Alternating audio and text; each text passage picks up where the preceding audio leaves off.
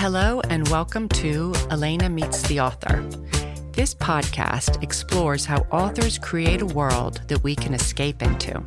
Join me as we demystify the magic that keeps us turning the page.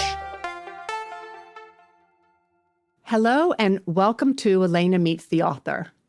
Before we get started with this exciting episode, if you're enjoying the podcast, subscribing to the podcast will allow me to continue getting great guests like today's speaker, Chris Sweeney, the award-winning journalist and debut author of the critically acclaimed The Feather Detective, Mystery, Mayhem, and the Magnificent Life of Roxie Laybourne. This is a thrilling, well-researched page-turner about the world's first forensic ornithologist or bird expert, or as the New York Times called Roxie, the Miss Marple of Eiderdown. I'm so glad Chris brought Roxie's pioneering story to life. Roxie broke down barriers for women, solved murders, and investigated deadly airplane crashes. Roxie was born in 1910 in Farmville, North Carolina, to a family of modest means at a time when women didn't go to college.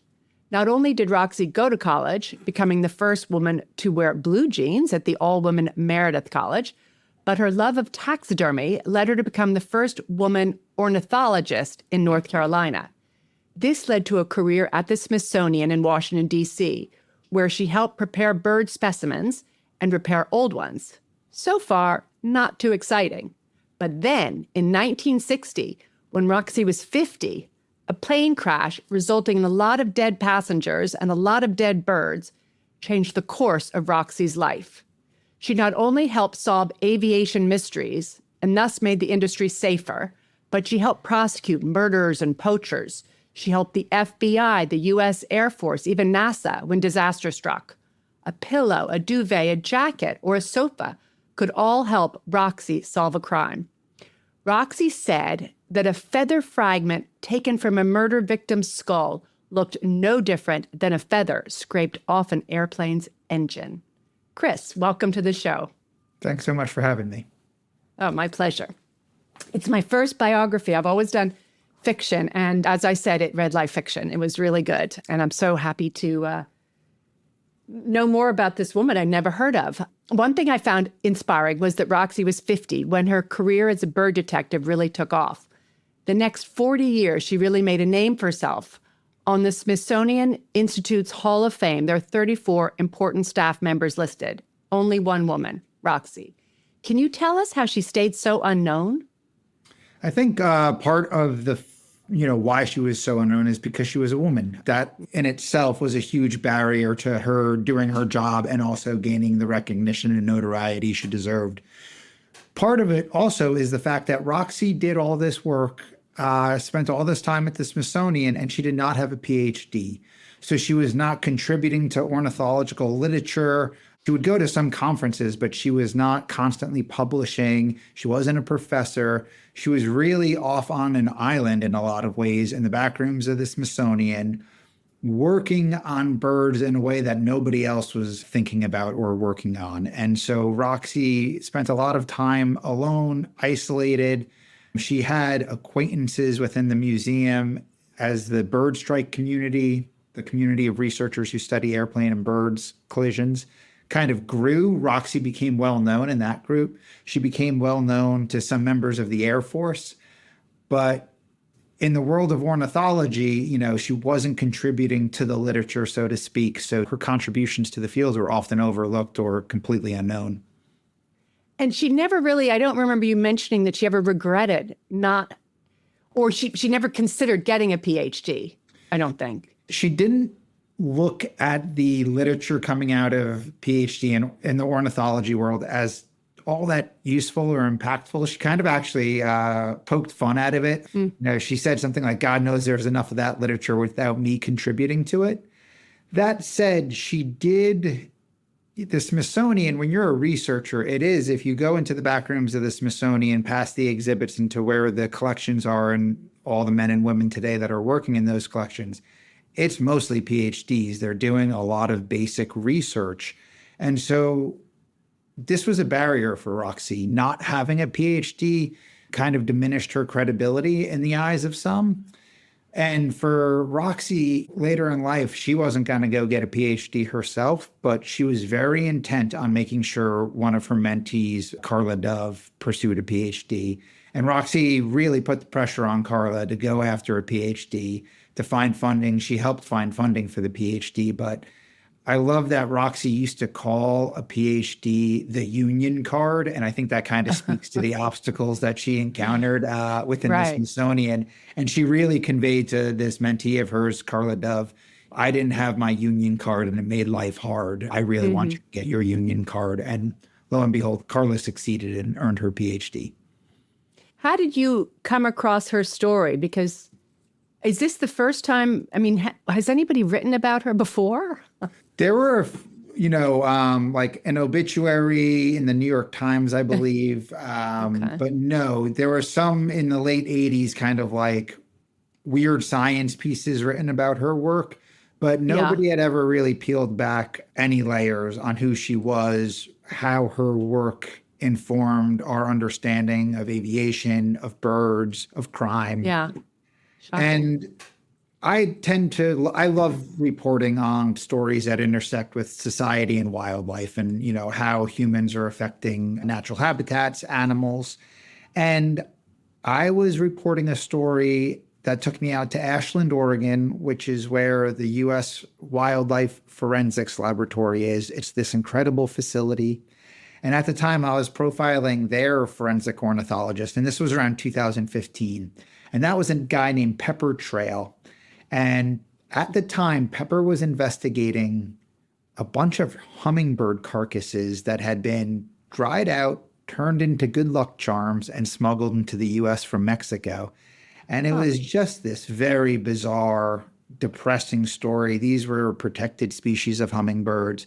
If you think about all the pressure that are on birds, killing them and turning them into good luck charms is not what we need to see happening. No. And over the course of that conversation, I kind of asked Pepper, like, how does anybody get into this field? And he just really casually mentioned, oh, this whole field of forensic ornithology traces back to an unusual little woman at the Smithsonian named Roxie Laybourne. And that kind of stuck in my head. I wrote it down in my reporting notebook and started looking into her, thinking, oh, maybe there's like a good Roxie story. This woman sounds interesting. And then 2 years later, I found myself in the Everglades reporting on snakes that are eating birds. There's all these invasive reptiles in the Everglades. They're doing terrible things to the bird populations. And if you see a bird removed from a dead python's stomach, it does not look like a bird. It looks like a heap of barbershop trimmings, really. It just looks like some mangled bits and pieces. And I ended up asking somebody, like, how do you know that's a cormorant or, name the species? And they said to me, there's a feather ID lab at the Smithsonian that we mail these up to. You should give them a call. And I was like, all right. Like, being a diligent reporter, I put the call in. I get on the phone with a woman named Carla Dove, and we start chatting. And Carla mentions, my mentor was this woman named Roxie Laybourne. And I was like, I know that name. I wrote about Pepper Trail 2 years ago, and he told me about Roxie. And so it started to feel kind of serendipitous. And then the crazy part is, on that first phone call with Carla Dove, she asked me where I was, and I live in Boston. And I say, I'm in Boston. She says, the first case that Roxie Laybourne ever worked was an airplane crash right in your backyard. And she was like, I actually might know somebody who was around for that airplane crash if you ever want to speak to them. And at that point, I was like, wow, I really need to look into this Roxie Laybourne story. Yeah, this is a book, not an article. Yes, exactly. It started to feel that way. Can you then appropriately read page 13 to 14 that describes this Boston disaster? I would love to. Thank you. On October 4th, 1960, 12 years before Roxie traveled to Maine, a stocky 16-year-old named John Goglia was eating dinner in the kitchen of his East Boston home when the walls and windows shook. It wasn't really an explosion, he recalled. It was an impact. Goglia glanced around the room for a second or two before brushing off the odd occurrence and returning to his meal. Before he could clear his plate, the telephone rang. It was an older acquaintance who had been teaching Goglia how to scuba dive. The man sounded in a hurry and said there was some kind of emergency at the waterfront. He told Goglia to grab whatever dive gear he had at home and wait outside. Goglia hopped to, and, much to his surprise, a police cruiser arrived at the doorstep with his dive instructor in the back seat. He stuffed his fins, mask, and 2 oxygen tanks into the trunk, and the car sped off toward Boston Harbor, lights flashing and sirens wailing against the clear autumn sky. Silence hung heavy inside the car. The dive instructor explained that an airplane had gone down and divers were needed at the scene immediately. Other than that, details were sparse. Goglia fidgeted with adrenaline, unsure of what he had volunteered for. Intermittent squawks came over the patrol car's radio, but Goglia couldn't decipher anything meaningful from them, and the stone-faced officer at the wheel didn't offer up any clarifying commentary. After 10 minutes of zipping past evening commuters and flooring it down the neighborhood's narrow streets, they arrived at Cottage Park Yacht Club, a small working-class hangout where boating enthusiasts and fishermen gathered for end-of-day beers. Positioned a few hundred yards across from the harbor from the runways of Boston Logan International Airport, the club offered a panoramic view of the many airplanes crisscrossing the skies around New England's busiest hub of air travel. Goglia recalled smelling fuel upon getting out of the car and described the parking lot as total chaos. Most nearby cities had dispatched police, ambulance, and fire crews to the scene, and the collective strobe of their flashing lights was disorienting. He grabbed his gear from the trunk, shimmied into his homemade wetsuit, and shouldered his way through the crowd of panicked onlookers toward a small dock where boats were shuttling anyone with dive gear out to the wreckage.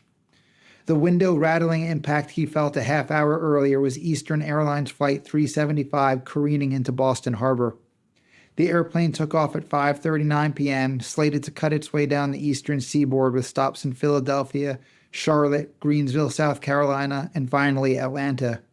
But it climbed only 100 or so feet into the air when the nose abruptly lifted, the left wing dropped, and the plane made a sort of arcing U-turn straight for the water. Witnesses described the 98,000-pound airplane as being nearly vertical when it smashed into the harbor. The fuselage tore in two upon impact, and debris hurled in every direction. Some people said that they saw a flash of fire near one of the engines before everything went to hell, almost like a bomb had been detonated. Thank you. And that was in 1960. What was the attitude then of the FAA towards birds, and how did the danger they posed, and why was this Roxie's, big break? The FAA was newly formed. It was only a year or two old at this point, and it was formed because there was a horrible head-on collision between 2 airplanes over the Grand Canyon, and air travel at that time, commercial air travel, had a lot of safety issues. There was not national communications networks. There was all these challenges facing commercial aviation. And the FAA was thinking about all these challenges, but they weren't thinking about birds and bird strikes. Very few people were, to be honest. For as long as airplanes have been flying, pilots have been hitting birds. There were a few incidents. Even the Wright brothers hit a bird, actually. The military struggled with this a little bit in World War II, especially in the South Pacific. But nobody really thought that a bird or a flock of birds could down a commercial airliner. And so the FAA just, they had a mile-long priority list, and bird strikes weren't on it until they arrived in Boston that morning. And there's an anecdote that the head of the FAA got out of the car and somebody walked over to him and said, "Have you heard about the birds?" And this very grouchy head of the FAA said, "I'm here to think about the bodies, not the birds." And then this guy led him to the runway, the end of the runway, and there were just mutilated bird carcasses all over the place. And so they needed to figure out what kind of birds these were. And they also needed to start thinking more broadly about, this probably isn't the first time a commercial airplane has come in contact with birds. Is this a threat that we need to start taking more seriously? And they did, and Roxie Laybourne was an essential part of that program. Was she sort of the only feather person there was? Was she at the Smithsonian? She was at the Smithsonian. She was in the National Museum of Natural History at this time. She had been there for 15 years, just kind of like you mentioned in the introduction. It was kind of a boring job she was doing at that time. She was just managing the bird collection. The Smithsonian has this massive, really impressive bird collection. Nowadays, it's over 630,000 specimens. And these bird specimens are used to enable all types of research. You can study historic trends in climate change. You can study genetics. And so when the FAA got these carcasses and took some feathers out of this airplane's engine in Boston, they sent them down to the Smithsonian thinking somebody there might be able to identify the species. They didn't know that Roxie Laybourne was an employee. Roxie wasn't who anyone was thinking of. They landed on Roxie's boss's desk, and he was a gentleman who, he was an incredible ornithologist, but he also admired Roxie. He knew that she was very knowledgeable and a really hard worker. So he kind of asked her to come have a look at these shredded bird remains. Yeah. And it took them a little bit of time, but Roxie was able to confirm that that airplane in Boston hit a flock of European starlings. And at that point, the FAA was like, here, essentially gave Roxie a microscope and started pushing out to airlines, airports, and mechanics a bird strike report form. So anytime they found feathers on an airplane, whether it be in the engines or just streaked along the side, these mechanics were expected to send a feather or more to Smithsonian, I think it was room 414, and that was Roxie's office. And so all these samples started arriving on Roxie's desk, and it soon became her job to figure out what species these were. And also, just to reiterate this point that you mentioned, she was 50 years old. She was 50 years old when she started this. She had never done this type of identification. Nobody had. And so to be given kind of this enormous task at the age of 50, and oh, by the way, 62 people died as a result of this accident you're investigating, the pressure must have been enormous. And I just so admire her kind of grit and willingness to roll up the sleeves and dive into this entirely new endeavor. I'm 42. I think if 8 years from now, if somebody comes to me with something like that, I might run away out of fear, but Roxie did not. So she sort of came up with how the aviation industry could avoid, or they could avoid these birds, or was the first step identifying the feathers in the bird and then what to do about it for that particular bird? So there were two components. The first thing the FAA really needed to know was what birds were being hit most frequently and how much those birds weighed. And knowing the weight of the birds is really essential, because if you're going to design new safety standards, let's say you needed to have thicker windshields so a windshield wouldn't crack, you need to know how much the most common bird that's getting hit weighs.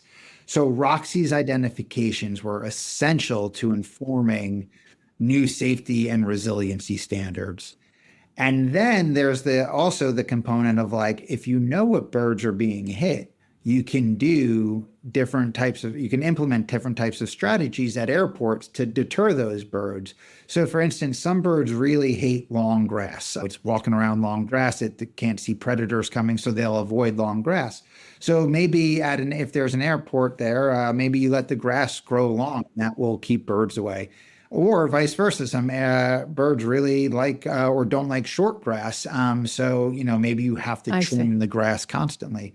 So there's all these type of different landscaping and design techniques that can be implemented to deter birds.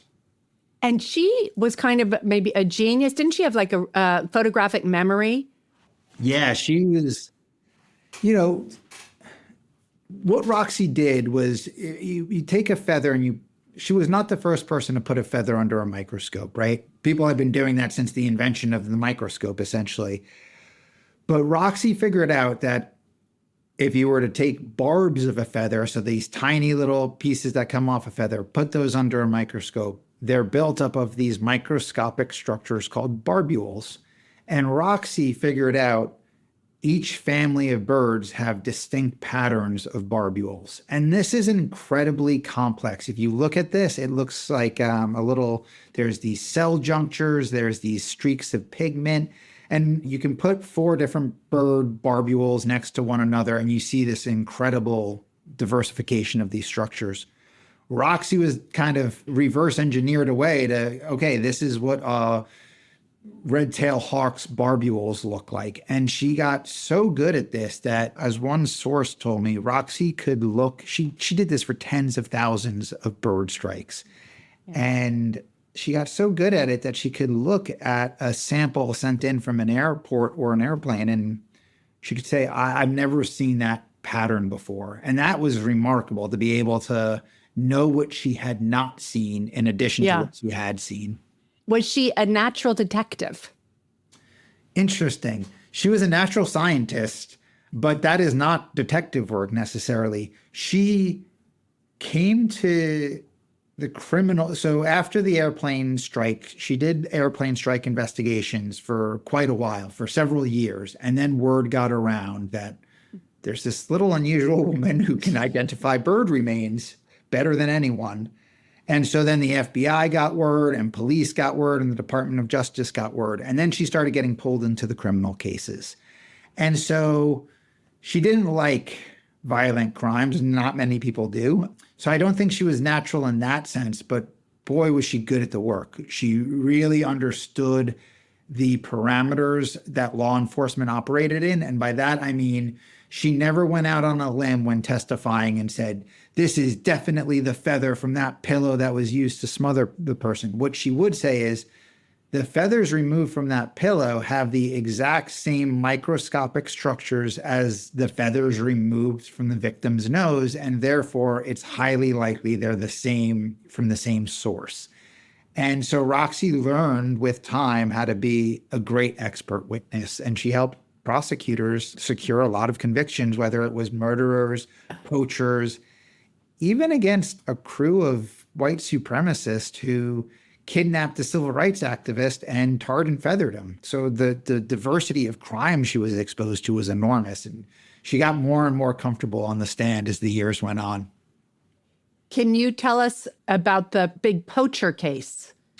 This is one of my favorite chapters in the book. It was the late 80s.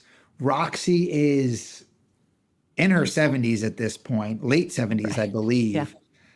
And most of the time, police would gather evidence at a crime scene. They would securely send it to the Smithsonian, and that was Roxie's kind of home turf. She had her bird specimens for comparison. She had her microscope. She had her work table that she loved. But this was a very different case. And the reason it was a very different case is because the feds were about to raid the property of John Kluge, who at the time was the second richest man in America. And they had decided to raid the property because they got a tip that on this property, the Kluges had built this British-style hunting preserve where you release pheasants and you have your guest over, and then you go hunting for pheasants and you kind of just shoot them out of the sky. And to protect these specially reared pheasants, the gameskeeper was killing all types of birds of prey that are federally protected species. He was shooting hawks, owls, falcons, and just tossing them into a pit that he had dug on the Kluge's enormous sprawling estate. And so the feds didn't want to risk, one, bringing some of this decomposing evidence into a courtroom. That would have just been a logistical nightmare. It would have been a biosafety nightmare. The jury probably would have gagged on the smell. But more importantly, they wanted to make sure there was no questioning the chain of custody on the evidence. So what they did was they brought Roxie along on the raid. And so they, a whole convoy of police, federal agents, they raid the Kluge estate. Roxie's right there with them in her white lab coat and her protege at the time, this woman, Beth Ann Sabo. And they just set up shop on the back of a pickup truck. And so federal agents were down in what they called the kill pit, and they were taking out all these decomposing animals, including dogs that had been shot as well, including one of the local sheriff's dog they found in the pit, which is just mind-blowing to me. But they would take these bird remains out, and then Beth Ann Sabo would put them on a tray, walk them over to Roxie, and fortunately, a lot of these specimens, they were not as badly damaged as a bird that gets sucked through a jet engine. So Roxie didn't need to go really deep into the microscope here. She could often ID these birds based on just with her eye, based on the remains. And they spent 2 days in this lovely estate in Charlottesville, outside of Charlottesville, Virginia, just IDing all these federally protected species that were being killed by the dozens. And eventually the gameskeeper and his staff faced federal charges and were found guilty. Yeah, that was a very good story. You had another story that I loved. So while Roxie wasn't perfect, she was very demanding. She was a very demanding boss and a terrifying driver. She was very kind and treated people equally during a racially divisive time. So you had the story of Lorenzo Baskerville. Can you tell us that story? It's incredible. It's like so touching. And Lorenzo met Roxie when he was a young teenager, like maybe 8th grade, 12 or 13 years old. And he was this Black kid who grew up in Washington, D.C. in a very segregated city. He came from extremely modest means. He didn't know anything about birds. He didn't really have an interest in birds. He was just looking for a summer job to make some money so he could get some new clothes for school. And I believe, first day on the job, he recalled this little old woman coming out of the back room of this natural history museum, talking about how they're going to start skinning birds. And Lorenzo is like, what? Like, I have no idea what I'm doing here. But Lorenzo picked up the practice of skinning a bird. And by skinning a bird, for people that don't know, it's the kind of vernacular for preparing a bird specimen to be used in the museum's collection. And this is, I mentioned the Smithsonian has over 600,000 specimens. They're skinned and turned into these museum specimens. And so that was Lorenzo's summer job, was just to skin birds. But it turned into this remarkable mentorship and friendship. And Lorenzo said he'd never really talked to a white person at that point in his life. He maybe had a white teacher or two, but he had never spoken to a white person. And he was struck by how kind Roxie was. And then slowly their relationship just evolved. And Roxie ended up getting Lorenzo a job, an after-school job at the Smithsonian when he went, summer break ended. One, he was very talented at preparing bird specimens, so Roxie loved that. But also she just liked him as a human. And so she started taking him to the opera. She took him to museums. And they just formed this remarkable relationship. And Roxie and one of her colleagues at the museum actually started working some connections to see if they could get Lorenzo admitted to Cornell when it came time to go to college. And Cornell has one of the best ornithology programs in the universe. And Roxie kind of mentioned this to Lorenzo, and he sort of freaked out. He's like, I'm not ready for that. That's not for me. And I think a lot of people in the mentor position would have been somewhat appalled that somebody would pass up an opportunity to go to the Ivy Leagues, especially a young Black man at this time. Roxie totally understood. She understood the challenges of stepping out of your comfort zone that dramatically. And she never put pressure on Lorenzo, and he always appreciated that. And this, started when Lorenzo was a teenager. And when Lorenzo was a father and had children of his own, he would bring them over to Roxie's home in Virginia to meet Roxie. And they stayed in touch for the rest of their life. And it's just this remarkable, moving story of mentor and mentee. Yeah, I love that story. Thank you. Oh, so I know very little about birds or taxidermy. Science was always my worst subject. But this book, I couldn't put it down. So what advice can you give to people who want to write biographies where everybody, including people like me, who know nothing about the topic and it's not necessarily their interest, will want to read them?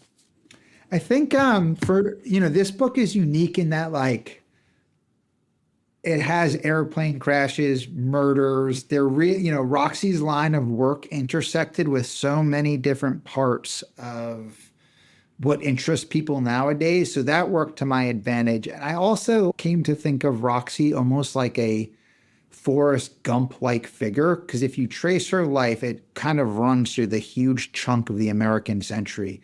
And she was there for the civil rights activists. She was involved with the space race. So I was really fortunate to have a character whose life kind of traced with American history in such a beautiful way. And I found those intersections. But I do think that's an important part of any biography is you always want to put the individual in the greater context of what's happening during their time.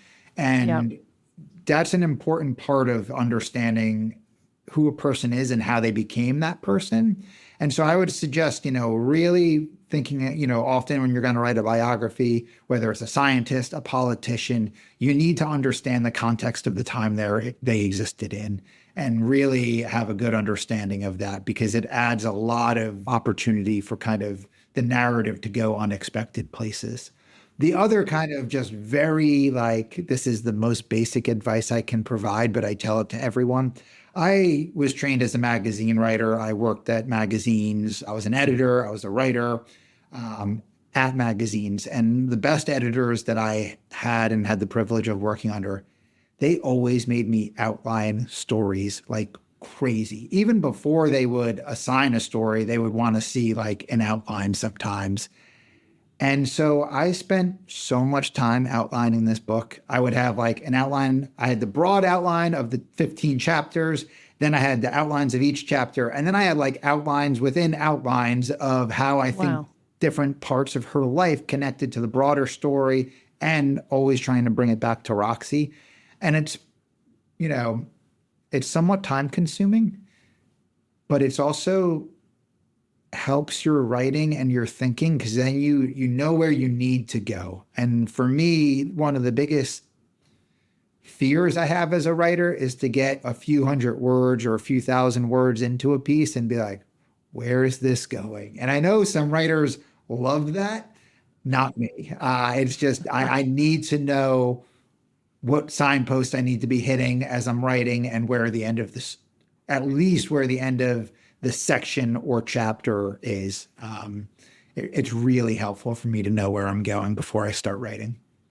I think that's got to be mainly true of biographies, true stories in general. Yeah, I think if you are a fiction writer, maybe you don't need that type of discipline, kind of. Yeah, and just such a firm roadmap. But when you're working in nonfiction and you are constrained by facts, you obviously can't stray from the facts. And so you have to have those guardrails in place. And for me, with those guardrails in place, knowing where the end is was quite important.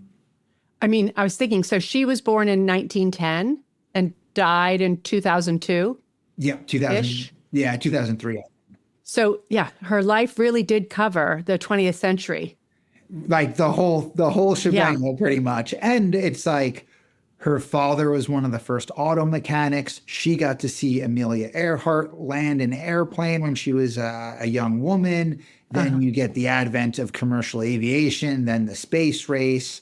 And it just as society evolved, so did Roxie and her science. And it just tracks so beautifully for me as a writer. I felt so lucky to kind of be making these connections and being wow, she got to see Amelia Earhart, and then ended up working in aviation. It felt, again, going back to kind of the serendipity that I felt when I was reporting magazine stuff that led me to this story. It kind of carried through when I was doing all my research and just kept finding all these connections. You mentioned how you've got to do the context of the time period. And I thought what was really interesting was, I can't remember which mentee asked her, whether it was Saba or Carla Deb, asked her how she dealt with all the sexism.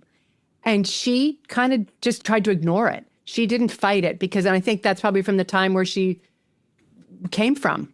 She was so much older than all these people. Yeah. I mean, this is actually something I've struggled with a little bit in talking about this, because it seems so out of step with contemporary advice that you hear, and women should speak up. And I have 2 young daughters at home. And, sexism in the workplace is still rampant across many sectors, including science. And so many women came to Roxie looking for advice on how she dealt with being in a man's world. And Roxie's advice from 1939 through 2002 was keep your head down, your mouth shut, and focus on the work. And if you're really good at your job, it'll speak for itself. And men will be men, but if you do a really good job at your work, no one can deny you that. And it seems like a bit of thorny advice today, and maybe not the best advice all the time, but it's how Roxie survived and flourished in a lot of ways. But even going through her archives, like I found letters from really young women in the mid 90s asking her for advice on this. Oh. And it was, even in her written response, it was like, yeah, don't worry about the men, just focus on your work and everything else will follow. And so she never wavered from that advice. But to your point, like it was of her time. It was probably, being Smithsonian in the 50s, there weren't many options. There wasn't a lot of support, and there weren't a lot of women. There weren't a lot of women in this field that she could sit down with and kind of build consensus with. No. She was so single-minded. She was. She was so, maybe not the greatest mother. Didn't she worked until she was like... She essentially worked until she died. Like she, even when she was, her eyes were going, she was losing mobility, but she had a microscope set up at her home, and her mentees would come out a few days a week and set up shop in her kitchen, and they would look at these feather samples, and listening to their descriptions of what they were seeing under the microscope, Roxie would often be able to say, oh, it sounds like a gull. And sometimes she would get up and shuffle over to the microscope and, peer through and say, that's a gull. But she never gave up the work. She really needed to work. And she was, in her earlier days, she was in the museum 6 or 7 days a week, often 12 hours a day. Admittedly, she was the first to admit this. She was not a good mother. Family came second. She had 2 sons that she always prioritized work over her sons. And whether she regretted that in life, that's something I wish I could have asked her. But she sort of talked about how she was just not present and not always the greatest mother. Yeah, it was almost like her mentees were her children. It certainly felt like that. And her mentees told me that on several occasions, Roxie advised them against having children of their own, and referred to children as accidents of nature on occasion. Oh my God. So you kind of wonder about her real desire to have children, and if these were just, unintentional pregnancies. I don't know. Okay. Well, let's talk about the book cover. It's a fantastic book cover. Gosh. Where did you get this picture, or how did this come about? This is an iconic photo of Roxie, and this is in the Smithsonian's photo collection.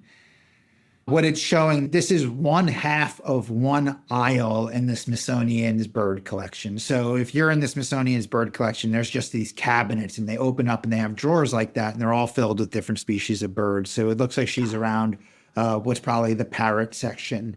But this photo, long before the book, many people didn't know who Roxie were, but this photo had made the rounds just because it's such a striking image. And it's also, I think, now become a bit of a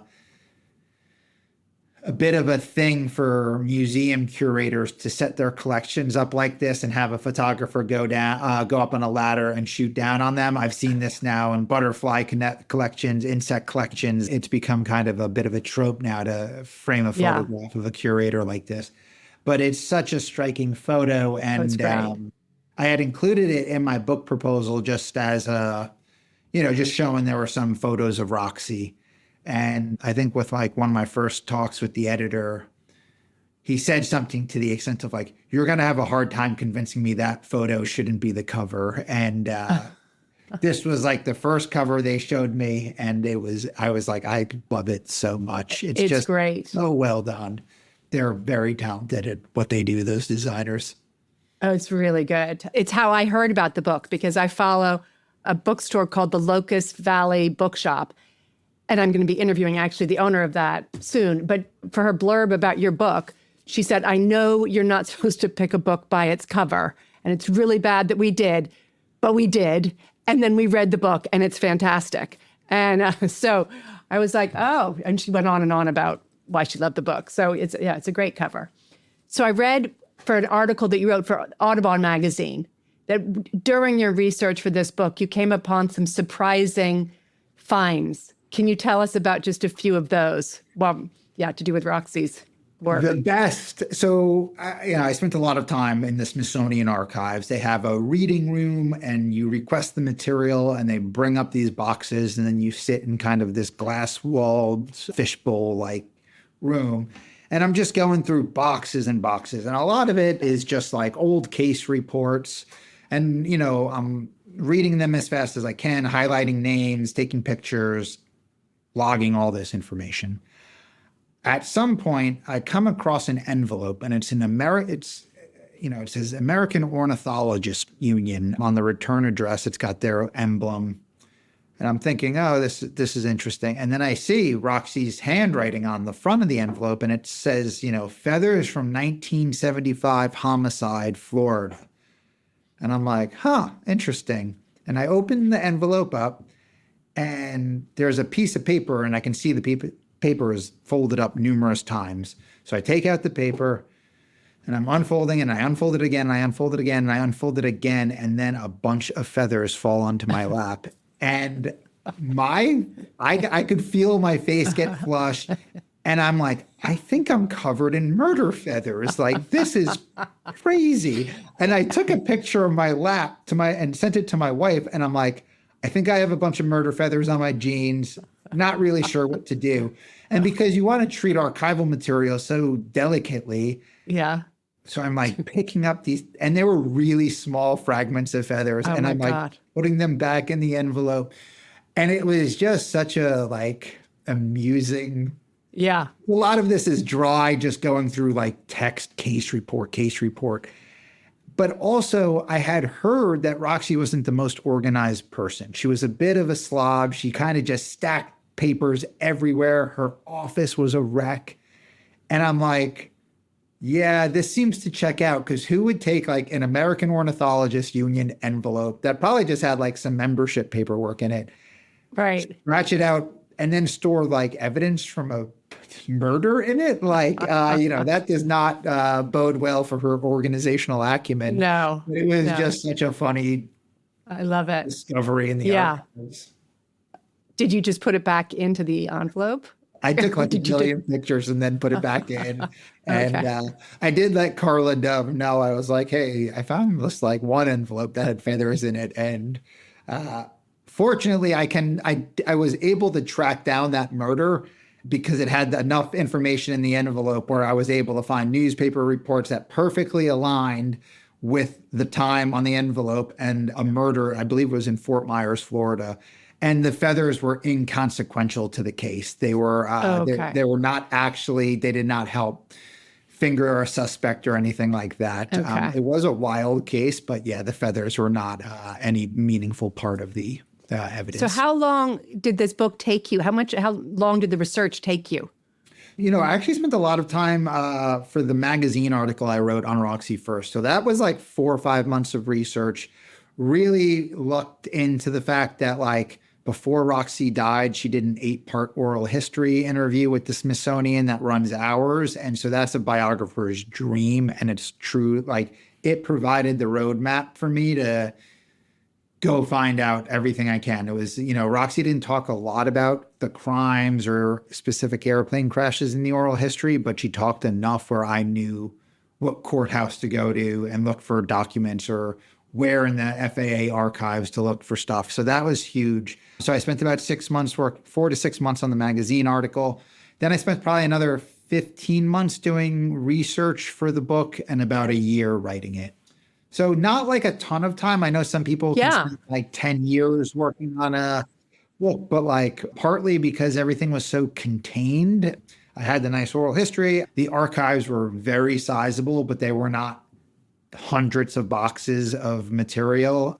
And I was just able, I had a really clear idea of how I wanted to tell this story. And it all kind of came together quickly. This was your first book. Might you write another one and you or do you think, it's hard probably to find a great subject. I have to, I had so much fun doing this. I have to write another book. I totally got bit by the bug. And great.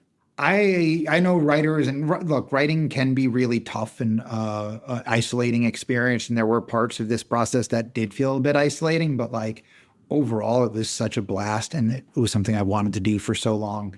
I'm just trying to kind of like, I'm still in the like pinch myself phase. Like I still look at the cover and fill up with emotion. I'm like, wow, this is so cool to see this in the world. And it's being so well received and Roxie's stories resonating with people. So it's just an honor. So I do want to do another book. Great. I don't know what it's going to be. My agent's like, try to find another like women in science story. You did it so well. It'd be great if it had birds in it too. And I'm just like, that's never going to happen. Like, God. I know. And you had just these random tips. You had these two things that happened to you, one in Ashland and talking to Carla Dove. And you're like, yeah. No, I think, and that's actually what I'm trying to get back to right now is like, I'm going to go do some more magazine reporting on a whole bunch. Like I've got 3 assignments right now, unrelated to anything. And I think the more I do that, like the fog of this book will lift and I'll start getting more ideas and, making connections. Exactly. And later enables another book. So my second to last question is, what do you want readers to take away from this book?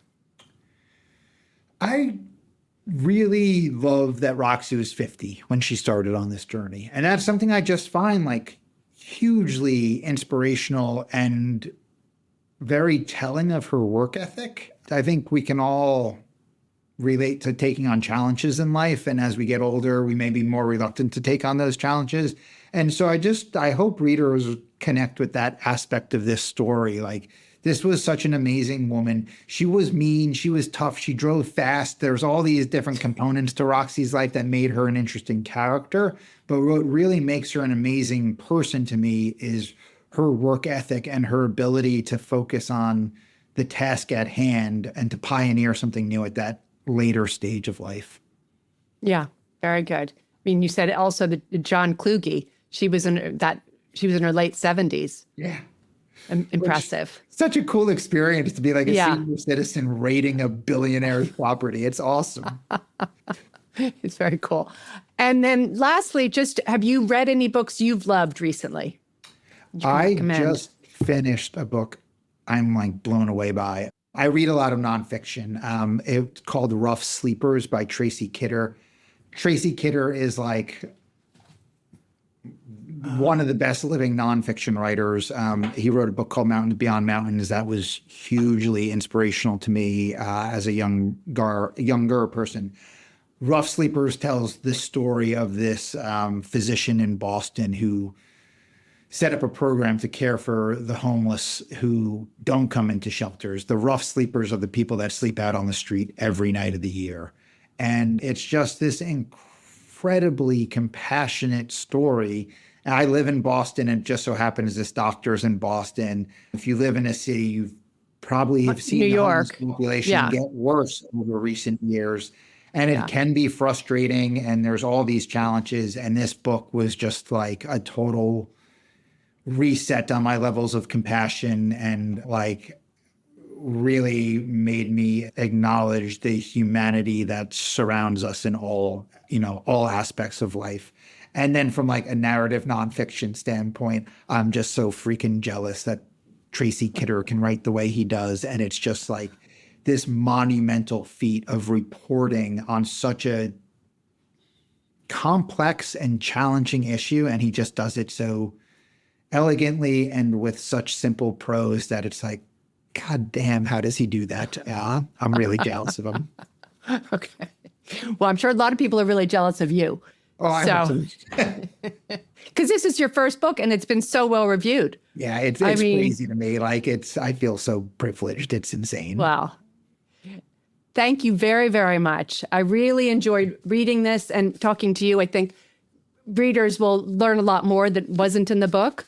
So that's great. And good luck on your search for the next great story. Thank you so much. It was so much fun chatting with you. Thank you for listening.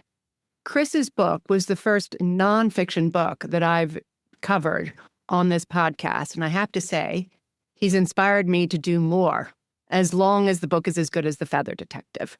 So in other news, I've started writing blogs about the books that I'm covering, what I really loved. And in the case of Katie Yee, it's how her book struck me on a personal level.